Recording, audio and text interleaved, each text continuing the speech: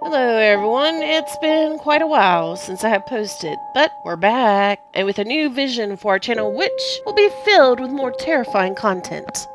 Anything spooky, scary, or horrific you'll be able to find right here with the 13 Club. So if you haven't, go ahead and subscribe, and let's get started.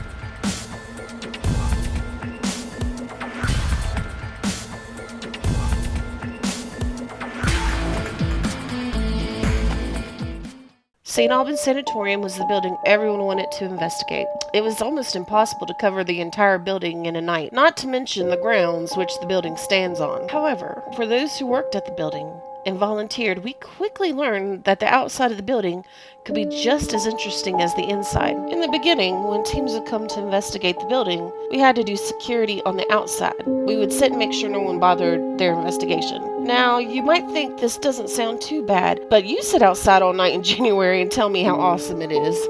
Now, this one particular night, it was rather cold, but not intolerable. Me and a buddy volunteer of mine were sitting in my car on the corner near the grand staircase entrance for any of those been there and know the building. Every so often, we would walk around the building to check things out, and then we'd come back to the car. I'd turn it on, try not to make a lot of noise so we could warm up and listen to our jams, and then turn it off and continue with security. A few hours into the investigation, everything was normal as it seemed. Well, as normal as things can be at St Albans Sanatorium. We had made our rounds and got back into my car. I gave the key a turn. Nothing. Not a sound. I tried again, and nothing. And I was like, oh no. Now, I know what you could be thinking. We've been sitting out in the cold and turning the car off and on, which drained my battery. And you're right, my battery is dead. But as me and my buddies started realizing that my car wasn't going to start, the team came out of the grand staircase doorway.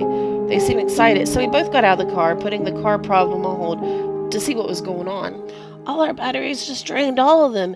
They were all going on about their equipment batteries draining all at once. Everyone was talking about how crazy it was that they were all over the building when all the batteries drained.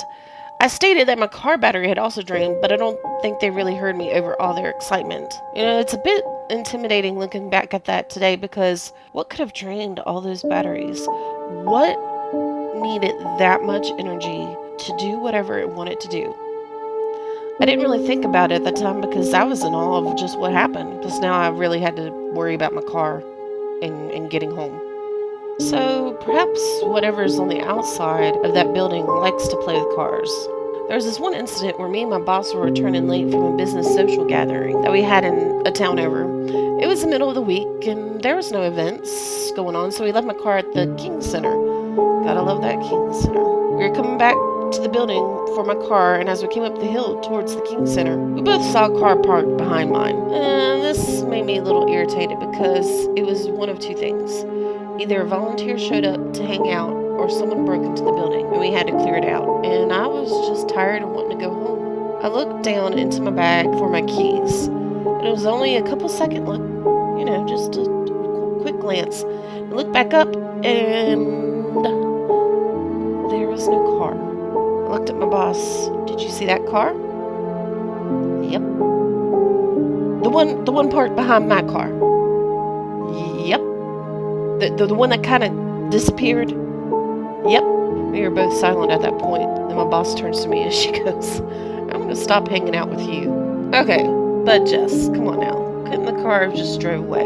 The parking lot at St. Albans is one big loop around the building, so we would have seen if the car had left. We were actually looking for it because we didn't want any break-ins, or perhaps we wanted a logical explanation for the ghost car. In the back of my mind, I didn't think that someone would be able to drive away from us so quietly and so quickly, especially when all this went down as we drove up the hill to the King Center, which isn't a very long distance, really. So yeah, there's gotta be something strange going on with that King Center entrance, because here we go for another time. I was alone in the building, down in my office, working when the alarm went off. It was in the building, I was alone, and I was never allowed to clear the building by myself, and honestly, I don't know if I'd really want to.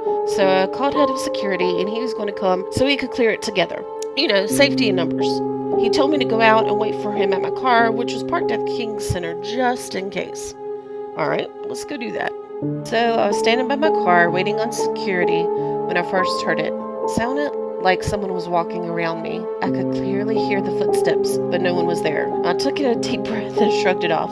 Footsteps at St. Albans was nothing. Then I heard more footsteps walking around. It was all over, and I got that feeling.